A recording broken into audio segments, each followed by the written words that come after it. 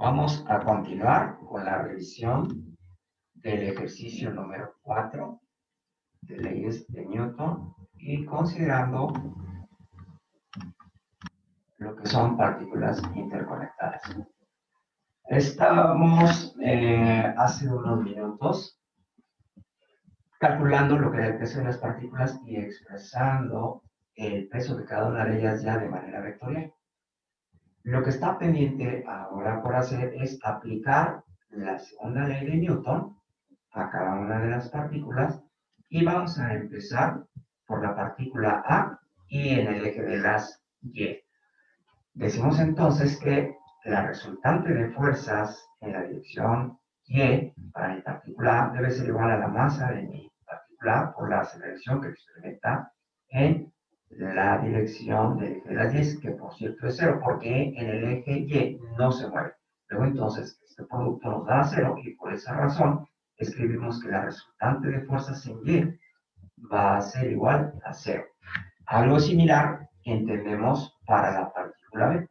La partícula B, de la misma manera que la partícula A no se mueve en el eje de las Y, solamente tienen ambas movilidad a lo largo del eje de las X. Por lo tanto, si no se mueven en el eje de las Y, representamos esa condición como la aceleración Y igual a cero. Luego entonces este producto me tiene que dar igual a cero y por esa razón escribo que la resultante de fuerzas en la dirección Y para mi partícula B también es igual a cero. Ahora bien, del diagrama de cuerpo libre que nosotros tenemos para cada partícula, nosotros vamos a recordar rápidamente que, por ejemplo, para la partícula A, nosotros vemos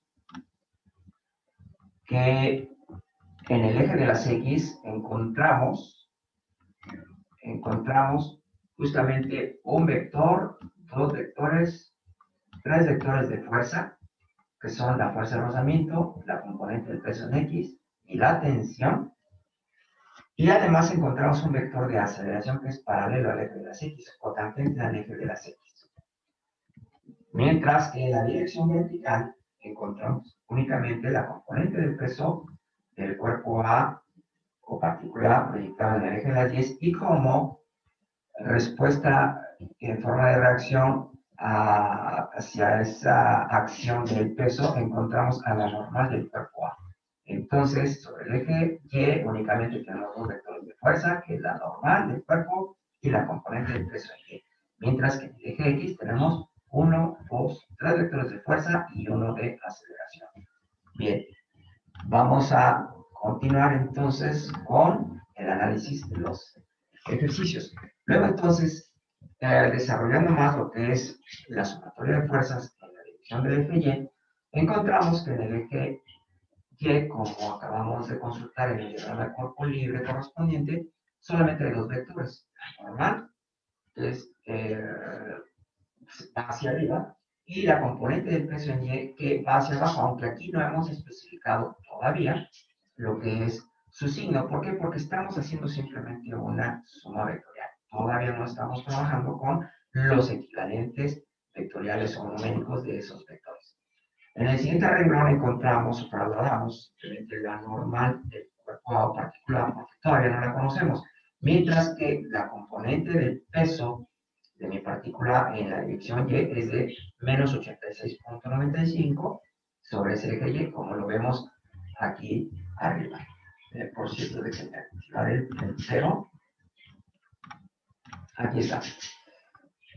Entonces, aquí la componente del peso en Y es de menos 86.95, como lo podemos ver aquí. Y algo similar vamos a hacer para encontrar la normal de mi partícula B, que ocurre en mi partícula B. Si nosotros desarrollamos entonces la sumatoria de fuerzas en Y para mi partícula B, vamos a consultar rápidamente lo que es el diagrama de cuerpo libre de la partícula B. La vemos aquí que en el eje de las Y únicamente hay dos vectores de fuerza. El primero es la componente del peso en Y. La componente del peso en Y, vamos a poner aquí el resaltador, la componente del peso en Y.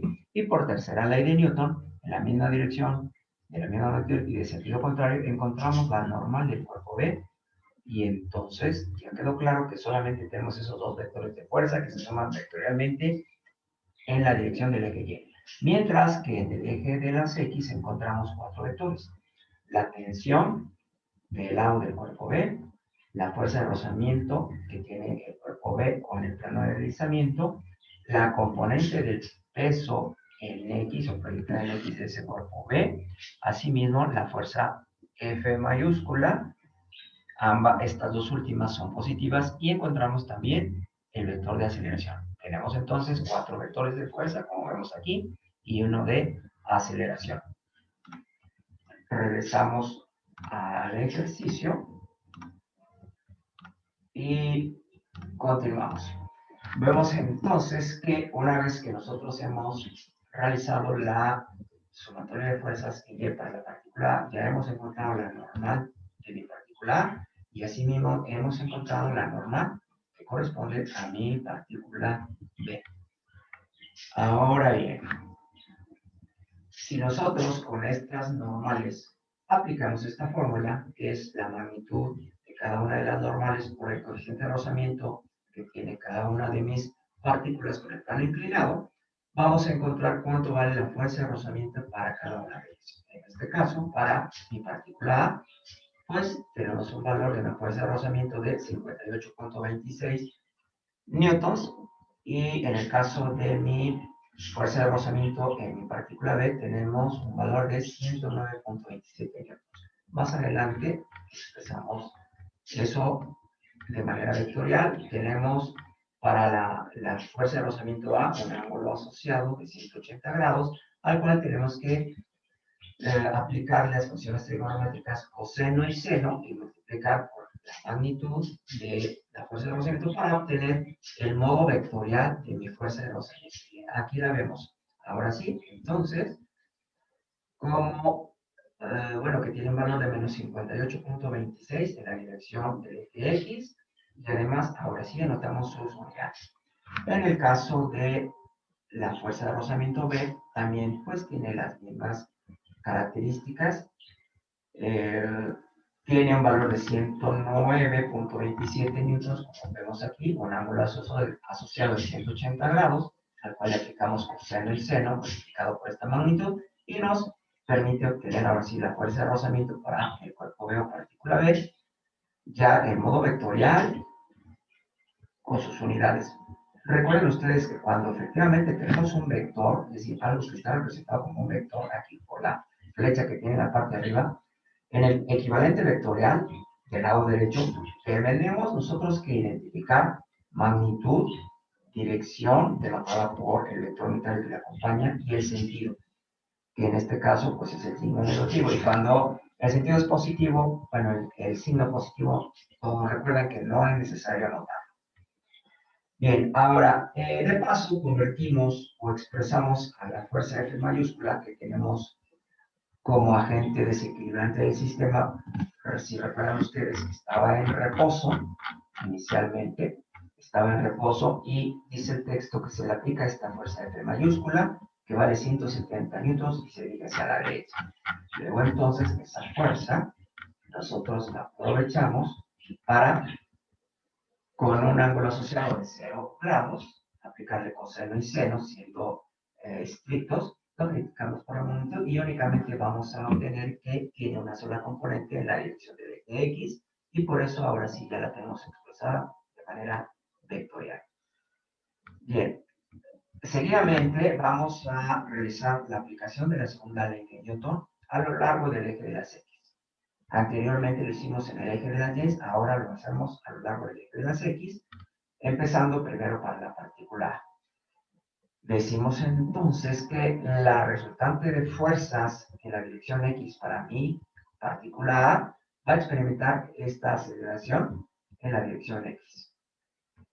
Mientras que para mi partícula B, la resultante de fuerzas en la dirección del eje X es la aceleración que experimenta mi cuerpo B o partícula B debido a la masa que tiene esa partícula B. Bien, si nosotros desarrollamos, en el caso de la partícula A, las fuerzas que se están sumando conforme al diagrama de cuerpo libre que ya consultamos, Y si no, vamos a ver rápidamente en la cuerpo libre de la partícula A. Aquí está. Vemos que son tres fuerzas con tres vectores de fuerza a lo largo del eje X, además de un vector de aceleración. Veamos, entonces, tenemos aquí que efectivamente tenemos tres vectores de fuerza, que son los que están realizando esta sumatoria de fuerzas en la dirección del eje X, y del lado derecho, pues tenemos el valor de la masa A, que es 9 kilogramos, por el valor de la aceleración que todavía no conocemos. Si nosotros, ahora sí, en el siguiente paso, aplicamos los equivalentes vectoriales de cada uno de estos vectores, excepto el de la tensión, que todavía no la conocemos, recordamos entonces que la fuerza de rozamiento del cuerpo A era de 58.26 en la dirección X y negativa. Aquí está.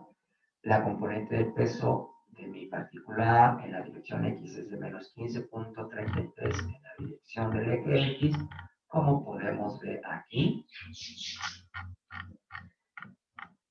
Enseguida vamos a ver que pues nos encontramos al vector de fuerza denotado como tensión del lado de mi partícula A, que no conocemos aún, y del lado derecho pues tenemos que ser igual a la masa del cuerpo A, que es 9 kilogramos, por la aceleración de ese cuerpo que todavía no conocemos. Si nosotros reducimos estos términos, pues vamos a llegar a esta expresión que tenemos aquí abajo, simplemente la tensión que ya está del lado de mi partícula la trasladamos y lo mismo hacemos del lado derecho del signo de igualdad. Y obtenemos la ecuación 1 de un sistema de ecuaciones que tenemos que obtener gracias a este análisis. Si nos vamos ahora a hacer lo mismo en términos de realizar la sumatoria de fuerzas en la dirección X para mi cuerpo B o mi partícula B, sustituimos y vemos que realizamos rápidamente el diagrama del cuerpo libre y partícula B, vemos que hay cuatro vectores de fuerza, dos son negativos, se dirigen hacia el lado negativo de las X, dos son positivas, se dirigen hacia el lado positivo de las X, y tenemos también un quinto vector que es el de aceleración. En la ecuación, entonces, que planteamos de esta sumatoria de fuerzas en X, le vamos a encontrar esos cuatro vectores que se están sumando vectorialmente, aquí están, y del lado derecho debe ser igual a la masa de mi cuerpo B o partícula B, que es 14 kilogramos, por la aceleración que todavía no conocemos. En el siguiente paso, pues la tensión la pasamos para acá, y aquí sustituimos los equivalentes vectoriales de cada uno de estos vectores. Recordamos que la fuerza mayúscula tiene un valor de 170 en la dirección X. El caso de la componente de partícula B en la dirección X es de 33.23. Lo vamos a revisar. Aquí está. 33.23 en la dirección del eje X. Mientras que la fuerza de rozamiento es de menos 109.27. Vamos a revisarla. Aquí está. Menos 109.27. Y ya que hemos sustituido esos equivalentes vectoriales de cada uno de estos vectores conocidos, la fuerza de rozamiento, la componente de mi partícula B predicada del eje X, la fuerza F mayúscula y la tensión que anotamos acá, porque todavía no la conocemos. Del lado derecho conservamos lo mismo. Si reducimos estos términos, estos tres términos, nos da este valor que tenemos aquí.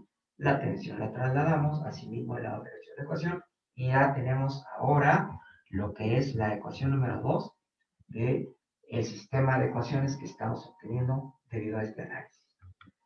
Recordando la interpretación matemática que hicimos de lo que significa sección transversal constante, significa que donde veamos la magnitud de la tensión A con la magnitud de la tensión B, podemos representar cualquiera de esas dos variables como simplemente la T mayúscula. Recordamos también que, por ejemplo, la tensión del lado del cuerpo A, pues la vemos en realidad como positiva, es decir, su equivalente vectorial de esa tensión es positiva. El equivalente vectorial de la tensión del lado de mi partícula B, por ejemplo, tiene un sentido negativo. Esto es desarrollando los valores absolutos o magnitudes de estas tensiones. Aquí un vector y aquí como sus equivalentes vectoriales. Me dice esta expresión que cualquiera de estas dos expresiones yo la debo tomar como P.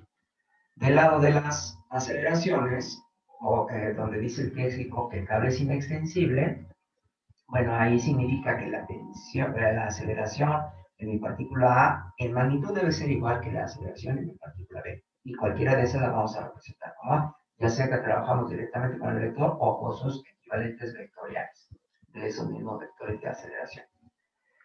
Sustituyendo entonces lo que es la tensión o la aceleración en mis ecuaciones 1 y 2, donde yo vea a la tensión como tal, voy a poner la T, que es lo que he hecho aquí. Trasladamos entonces esto, diría menos 73.59 por el vector unitario I, más T, que es lo que tenemos aquí.